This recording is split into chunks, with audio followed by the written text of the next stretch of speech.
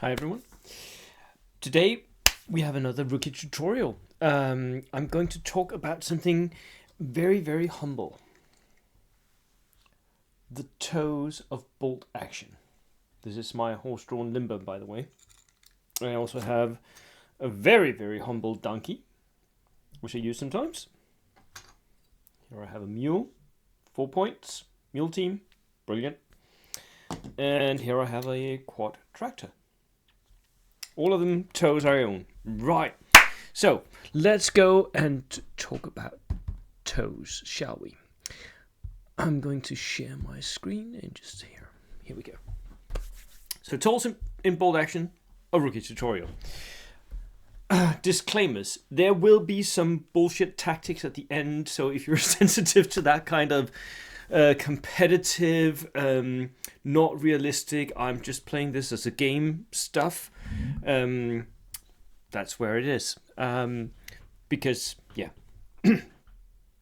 this is bolt action tutorials by Bo Mortensen. I'm talking competitive bolt action, not anything realistic. So how do toes even work in bolt action? Well, they work just like transports. Just like transports. So in the rulebook, you're looking at page 114 to 116. There is the rules for a toe. And you can also look in page... that's where the transports are. And then there's a little bit extra for toes on page 117. So basically, what that says is that you can transport one unit in a tow. If you're transporting an artillery piece, that is. Which most of the time you would be doing. If you're transporting infantry in a transport, you can sometimes put multiple units in a truck, right? But if you're transporting artillery, it takes up the whole tow. You have a 6-inch disembark, just like you do from a regular transport. But because you're artillery, you cannot make a run move, so you can't move more than 6 inches, right? And there are certain limitations. So, for instance, my mule, it can't tow a medium howitzer. Can only tow a light one. So there are limitations for what you can pull with each of these tows, which I guess that makes total sense, right? So that's it. That's all you need to know. They are just transports for your artillery pieces. That's it. That's all they do. However, that capability of being able to transport your artillery piece is pretty much redundant. Because by the fact, artillery pieces, even fixed ones, I mean, artillery pieces that can't move normally, can always make a 6-inch move onto the board to come on from reserve or first wave. They count it as a run move. So your artillery can always get onto the table. You don't need the tow to pull it onto the table and then unlimber and start shooting. So, I mean, what's even the point of a tow? It gives you the ability to move a little bit further into the table, but okay. You're paying points for that, and sometimes quite a lot of points. So it's a redundant capability, actually. It doesn't do anything real in the game, which is why we don't typically actually see artillery pieces being towed.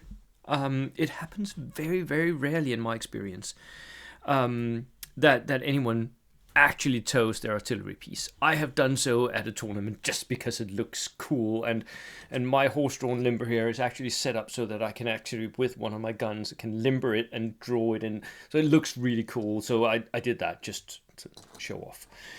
But you don't need it. You don't need it at all. So why even have toes? Well, the first thing that we're going to have to discuss is the points for value. If you're buying the capability of transporting something, you can pay very, very different things for that. So, a mule team will cost you 4 points. 4 points for an inexperienced mule team that can transport your light howitzers or light AT guns. A horse trow, 8 points. Well, twice as expensive, but still very, very cheap. And remember, they're not just the ability to draw something onto the table to tow your artillery piece. They are also an order dice. Now, in this game, order dice matter. So you can get an extra order dice for 4 points. Interesting, isn't it? If you're buying a tractor, it typically costs around 15 points, depending on which tractor you're getting and whether or not it's regular, all of that. Around 15 points-ish. If you're buying a Hanomag 250/1, well, you can pay up to 89 points for that, which, again, I recently made a points for value video. Buying a capability for a certain value of points, and you're going to have to figure out if you can get that capability cheaper, whether or not that capability is worth paying that for. The Hanomag is not. So, why? Well, there are a few tactics that you see used, and I'm going to start at the bottom here because what most people use their toes for are order monkeys. They become an order dice, an extra order dice that goes into your dice bag, so that when you pull the dice are skewed in your favor because you have more dice in the dice bag, which means that you'll get your dice when you want it. And that is actually valuable. For 4 points to get an extra order dice in the bag? Yes, please. That is extremely valuable. I will take that any day. It could also transport guns, I guess. As I said, I don't really see that happening. So it might happen sometimes. You really want that gun to go up so that it can get that line of sight or whatever. It doesn't happen quite often. But you could actually do that.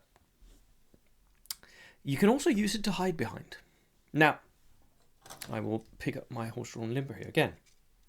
Now, if you look at this, this is actually quite big. And let me see if I can find a soldier to put behind it. Right.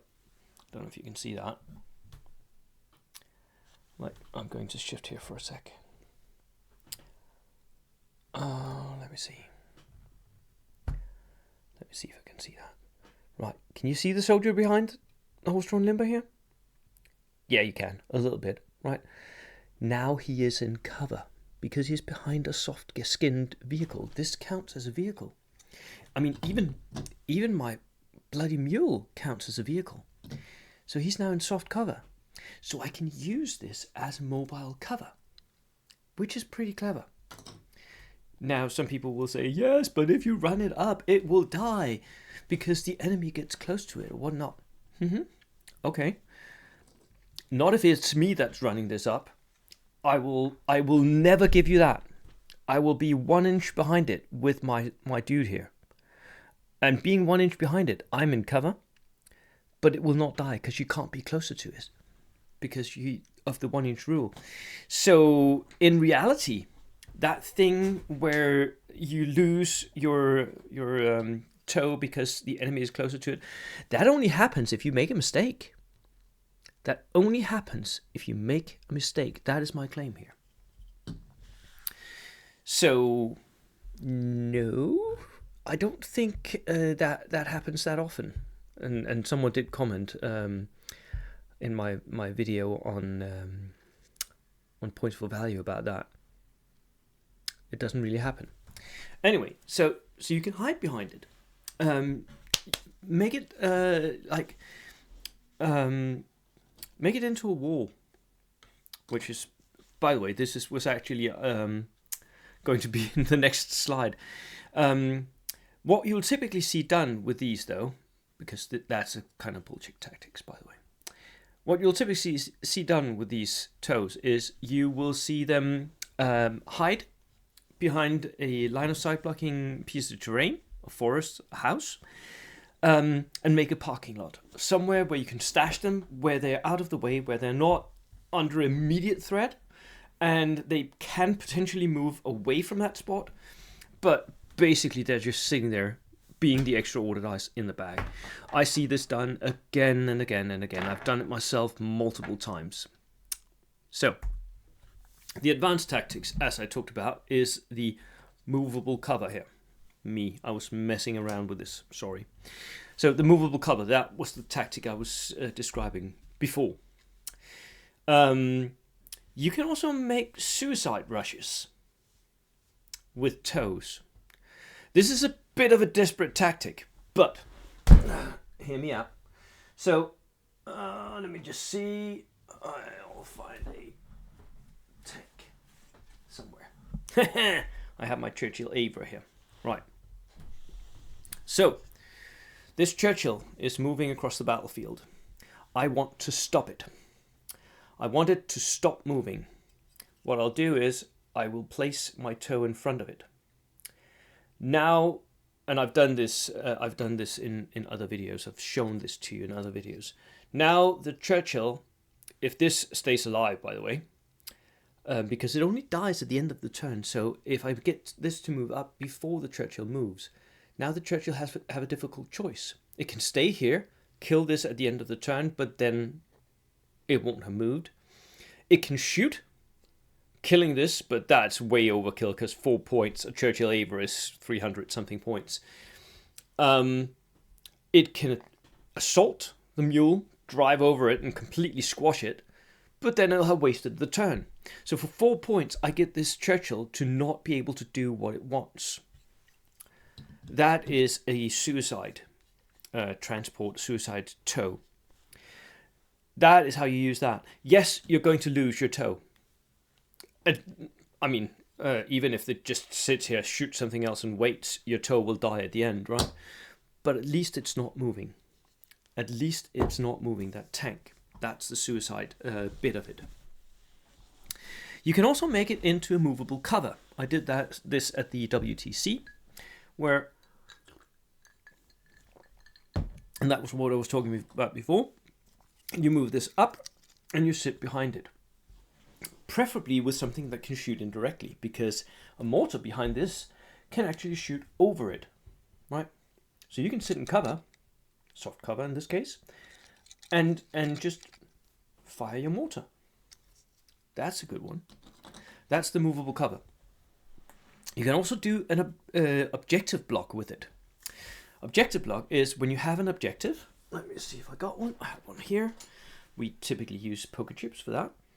So what I'll do is you have the objective, right? I will drive my toe on top of the objective. Now, because of the 1 inch rule, people can't actually approach this objective very closely. I'm pushing them away, right? Because, I don't know if you can see this, more or less, this car takes up the whole objective and they have to be 1 inch away from this car. Is that enough for them to be 3 inches away from the center of the objective? Potentially not. They might actually be able to squeeze in anyway, but it'll push them a little bit further away. So that is the objective block. I'm sitting on that objective. Then of course I have the trouble of trying to keep it alive, which is a different trouble. But that's why you have lieutenants, right? To run up and try and keep your objective blockers alive. You can also do line or road blocks. I also did this at the last WTC. I use this horse toe. The idea is you place your horse toe, and this is actually one of the reasons why I have both the horses and the toe here, because I've seen people just do this, right? But I want it to be big. So it's realistic, but it's big. What I do is I place this where I want to block something off. I did this in a game against a player who was running Italian cavalry. Now he wanted to charge my lieutenant who was down behind this horse toe, but I placed it in between, so he had to charge the horse toe first. He couldn't get to the lieutenant first because he had to kill that because he couldn't get around. He couldn't be within 1 inch of me. So I blocked him. That is the line block or the road block. I've even seen this done just, if someone wants to drive down a road, drive your toe up on it. If you kill the toe, it becomes an obstacle. Depending on your pack, most typically you'll see that the obstacle becomes soft cover impassable. So you're actually blocking the road. The thing that they can do is to move up to the toe and then just sit there within 1 inch, and it goes away at the end of the turn. But still, you've made them waste a turn, right? Suicides. So that is it. That is how you use toes in bolt action.